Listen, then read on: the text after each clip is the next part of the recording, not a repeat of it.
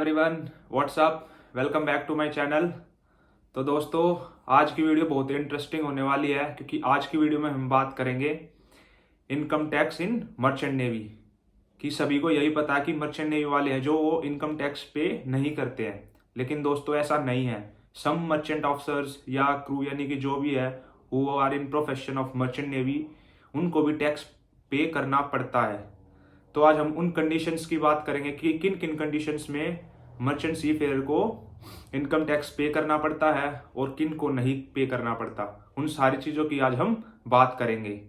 और हम जो गवर्नमेंट की न्यू पॉलिसी है फॉर एनआरई स्टेटस, यानी कि जो इंडिया से बाहर काम करते हैं उनके लिए जो न्यू पॉलिसी है उसका भी हम डिस्कशन करेंगे कि न्यू पॉलिसी के हिसाब से तो ये मान लो जितने भी बाहर इंडिया से जाते हैं, जितने भी सी फेयर लगा लो, जितने भी मर्चेंट नेवी में बंदे हैं, सभी को टैक्स पे करना पड़ेगा उस न्यू पॉलिसी के हिसाब से, अगर वो लागू होती है तो।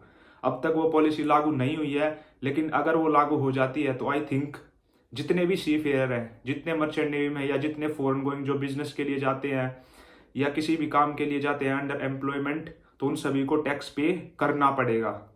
तो लास्ट में हम उसका भी डिस्कशन करेंगे कि न्यू पॉलिसी ऑफ गवर्नमेंट की न्यू पॉलिसी क्या है। तो सबसे पहले हम बात कर लेते हैं एनआरई स्टेटस की, यानी कि मर्चेंट नेवी में जो है, मैं स्पेशली मर्चेंट नेवी की बात कर रहा हूँ क्योंकि वो फॉरेन जाते हैं फॉर एम्प्लॉयमेंट, तो उनको टैक्स कब नहीं पे करना पड़ता। तो जो कंडीशंस होती है, यानी कि एक एनआरई स्टेटस होता है, यानी कि जो एनआरई स्टेटस होता है नॉन रेजिडेंशियल एक्सटर्नल, और जो बाहर जाते हैं इंडिया के बनते हैं उनको कहते हैं एनआरई, नॉन रेजिडेंट इंडियन, ठीक है ना, जो बाहर काम करते हैं। अब यानी कि उनको टैक्स कब नहीं पे करना पड़ता है। जो एक फाइनेंशियल ईयर होता है ना, जैसे एक फाइनेंशियल ईयर हो गया, वो 1 अप्रैल से स्टार्ट होता है और 31 मार्च तक रहता है। ये हो गया one financial year. Financial year का ये हो गया। अभी एक फाइनेंशियल ईयर में 183 डेज, यानी कि 365 डेज या 366 डेज जो भी है, उनमें से 183 डेज मिनिमम उस बंदे को इंडिया से बाहर रहना है। अगर वो 183 डेज इन फाइनेंशियल ईयर में वो 183 डेज बाहर है तो उसको टैक्स पे नहीं करना पड़ेगा। ये नहीं कि कोई बंदा बस 4 ही महीने काम करके आया साल में से और वो इंडिया में रह रहा है और उसकी सैलरी है 5 लाख रुपए, तो वो यानी कि 4 ही महीने इंडिया से बाहर रहा तो उसको टैक्स पे करना पड़ेगा।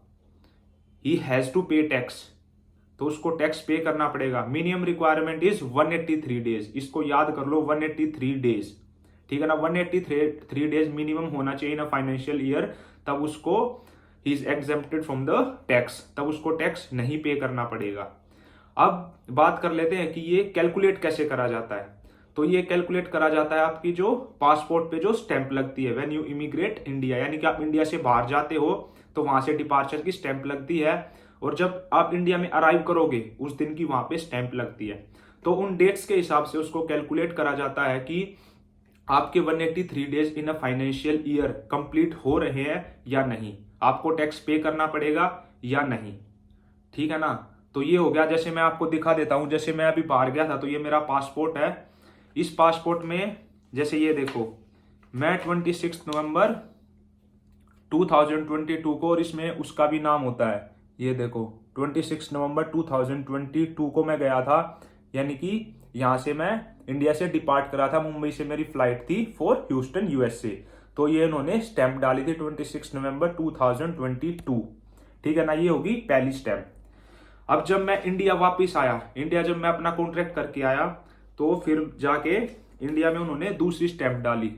आप ये देख सकते हो, डेट इज 24 मई 2023, मतलब 24 मई को मैं इंडिया आ चुका था। तो अब ये जो ये डेट है, जो ये पहली डेट होगी 26 नवंबर और 24 मई, इससे ये कैलकुलेट कर लेंगे कि जो बंदा था वो इंडिया से बाहर कितने दिन था, उसके हिसाब से देन दे डिसाइड कि आपको टैक्स पे करना पड़ेगा या नहीं करना पड़ेगा।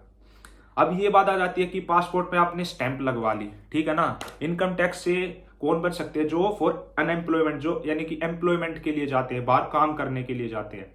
लेकिन मान लो यानी कि कोई बंदा घूमने गया है, ठीक है ना, फॉर एन एग्जाम्पल, और यानी कि वो बाहर घूमने गया, उसकी स्टैंप लग गई, आज की लग गई, ठीक है ना, कोई भी डेट लो उसकी लग गई। जैसे मेरी मान लो मेरी ये 26 नवंबर की लगी थी 2022 की। और उसके बाद बाहर जाके मैंने कुछ काम ही नहीं करा, यानी कि मैं बस घूमने गया था, ठीक है ना, लेकिन वहां दिखाया गया कि मैं काम करने जा रहा हूँ, लेकिन मैं घूमने गया था और 6 महीने में मैंने कुछ काम ही नहीं करा।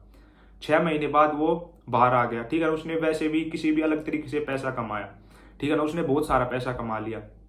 अब उसको टैक्स पे करना पड़ेगा, यानी कि अब गवर्नमेंट कैसे कंफर्म करेगी कि उनको टैक्स पे करना है या नहीं करना है, ठीक है ना। तो दूसरा जो अपना मर्चेंट सीफेयर है, जो एम्प्लॉयमेंट के लिए, वो उस पे सीडीसी पे भी स्टैम्प लगती है, that is continuous discharge certificate. ये शो करता है कि आप जहाज पे काम कर रहे थे, ठीक है ना। इसमें तो स्टैंप लगेगी कि आप इंडिया से बाहर कब गए, इसमें आपकी स्टैंप लगेगी कि आप जहाज पे थे, जहाज पे कितने दिन रहे। ये शो करता कि आप वहां पे काम कर रहे थे, इसलिए आप टैक्स नहीं पे करोगे। अभी देखो, जैसे मैं इस पे आपकी स्टैंप दिखा देता हूँ, ये मेरी सीडीसी है, आप देख सकते हो ये मेरी सीडीसी है, ठीक है ना, कंटिन्यूअस डिस्चार्ज सर्टिफिकेट। इसमें देखो, इसमें जो वेसल है उसका नाम लिखा हुआ, उसकी स्टैंप है। और जो ये ऊपर वाली डेट है ना, यहाँ देखो, जो मेरी ज्वाइनिंग थी, यहाँ देखो, ह्यूस्टन यूएसए से थी 29 नवंबर 2022। मतलब मैं 26 को इंडिया से चला था, लेकिन बाद में जाके वहां 27 को पहुंचा, फिर मुझे होटल स्टे मिला था 27 28 का, फिर 29 को मैं जहाज पे गया था। तो जहाज पे जब मैं गया उस दिन की यहाँ पे डेट डली, आप देख सकते हो, डेट इज 29 नवंबर 2022, ठीक है ना। यहां से अब मैं जहाज से यानी कि इंडिया में पहुंचा था 24 मई को, लेकिन मैं जहाज से कभी उतर गया था 22 मई को। आप देख सकते हो नीचे 22 मई एम्स्टरडेम से, ठीक है ना, एम्स्टरडेम नीदरलैंड से मैं वहां से जहाज से उतर गया था, ठीक है ना। तो ये होती है यहाँ पे शिप की स्टैंप होती है, ऑफिशियल स्टैंप, और यहाँ पे इमिग्रेशन की स्टैंप होती है। तो ये कंफर्म करता है कि आप अंडर एम्प्लॉयमेंट बाहर गए थे और आप वहां पे काम कर रहे थे, आप कुछ मौज मस्ती से या 2 नंबर से पैसा नहीं कमा रहे थे, ठीक है ना दोस्तों। तो ये था अपना इनकम टैक्स का रूल फॉर मर्चेंट सीफेयर या फॉर एनआरई, जो एनआरई पीपल होते हैं उनके लिए, कि 183 days in a financial year, that is from 1 April to 31 March 183 days complete होने चाहिए। लेकिन अब एक चौंकाने वाली बात है, जो न्यू पॉलिसी ऑफ गवर्नमेंट है, यानी कि जो गवर्नमेंट लाना चाहती है, गवर्नमेंट क्या लाना चाहती है न्यू पॉलिसी, जिससे कि जितने भी बाहर जा रहे ना बंदे, उन सभी को टैक्स पे करना पड़े। यानी कि वो एक नया रूल चेंज कर रही है, जो 183 डेज है ना उसको 270 डेज कर रही है। 270 डेज मतलब आपके 9 मंथ हो गए, साल में 9 महीना। यानी कि जो बंदा पहले साल में यानी कि 6 महीना 183 डेज 6 महीने के करीब बाहर रहता था, उसके बाद यानी कि अब उसको टैक्स नहीं पे करना था। लेकिन अब वही मर्चेंट सीफेयर अगर कोई टैक्स नहीं पे करना चाहता, तो उसको अराउंड 9 मंथ से ज्यादा ही बाहर रहना पड़ेगा, तब उसको टैक्स नहीं पे करना पड़ेगा। अब आई थिंक यानी कि कोई मर्चेंट में यानी कि जो ट्रेनिंग वाले होते हैं, जैसे लाइक मी, हम तो कर लेते हैं 9 मंथ, लेकिन और जो लाइक ऑफिसर्स हो गए या क्रू, जो बड़े लोग हैं जिनकी शादी हो चुकी है, यानी कि जिनकी फैमिली लाइफ है, वो 9 महीने जहाज पे काम नहीं करते हैं, ठीक है ना। अगर ये न्यू पॉलिसी आती है 270 डेज की, तो इसमें आई थिंक सभी को टैक्स पे करना पड़ेगा। टैक्स यानी कि सभी को पे करना पड़ेगा। अपने मोदी जी या कुछ भी कर सकते हैं, बस उनको टैक्स लेना है, कहीं से मिल जाओ। तो वो फिर अगर 270 डेज वाली पॉलिसी लागू हो जाती है, यानी कि अभी तक कुछ भी लागू नहीं हुई है, पहले भी एक बार बात उठी थी, लेकिन बाद में प्रोटेस्ट फॉरेन वाले स्टूडेंट्स ने, उन्होंने प्रोटेस्ट करा था, जो फॉरेन वाले अपने एनआरई वाले, उन्होंने प्रोटेस्ट कर दिया था, ठीक है ना, तो वो बात दब गई थी। लेकिन ये पॉलिसी इन फ्यूचर कभी भी आ सकती है, तो यानी कि उसके हिसाब से आप चलना, इन फ्यूचर कभी भी आ सकती है 270 डेज की, फिर आपको भी टैक्स पे करना पड़ेगा आई थिंक। यानी कि फिर 95% जो मर्चेंट सीफेयर है ना, उनको टैक्स पे करना पड़ेगा, क्योंकि जो 5% ही है जो around 9 month on ship complete कर पाएंगे।